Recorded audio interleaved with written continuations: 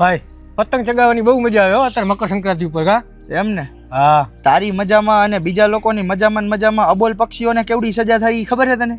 હા ભાઈ તો એના માટે ઉપાધિ જેવું નથી. કેમ? કર્તવ્ય જીવદયા કેન્દ્ર છે ને? હા ભાઈ આપણે મોરબીમાં કર્તવ્ય જીવદયા કેન્દ્ર છે ને બહુ મોટું નામ છે એનું. હા, અને પાછો દર ઉત્તરાયણે અલગ અલગ જગ્યાએ ઘાયલ પક્ષીઓનું કલેક્શન સેન્ટર રાખે છે. ઓહો એટલે કે સ્ટોલ તો હા, વિવિધ જગ્યાએ બધી જગ્યાએ સ્ટોલ મોરબીમાં 3 થી 4 જગ્યાએ છે અને હાયરો હાયર તમને ક્યાંય ઘાયલ પક્ષી દેખાય ને એટલે એમના નંબર સ્ક્રીન ઉપર આવે છે, એમાં ફોન કરી દેવાનો અને કદાચ દેખાય તો જઈને તમને હમણાં એડ્રેસ આપી દઉં, ત્યાં જઈને આપી આવવાનું એટલે ઈ પક્ષીની સારવાર થઈ જાય અને એનો જીવ બચી જાય. ભાઈ આપણા મોરબીમાં કર્તવ્ય જીવદયા કેન્દ્ર રહ્યું ને હા, ઈ વિના મૂલ્યે પક્ષીઓની એવી સેવા કરે છે ને હા. ઘણા વર્ષોથી આ સેવા કરી રહ્યા છે ભાઈ. અને ઈ તો સેવા કરે જ છે અને સ્પેશિયલ ઉત્તરાયણમાં અત્યારે તારીખ 13, 14 અને 15 આ 3 દિવસ બાપા સીતારામ ચોકે પક્ષી કલેક્શન સેન્ટર છે જ્યાં ઘાયલ પક્ષીઓનું કલેક્શન કરવામાં આવે છે અને પછી અહીંયા લઈ આવીને એમની સારવાર કરીને એમને બચાવવામાં આવે છે. તો ભાઈ આના ઘણી જગ્યાએ સ્ટોલ રાખ્યા હા, છે એમને. ખાલી બાપા સીતારામ ચોક નહીં,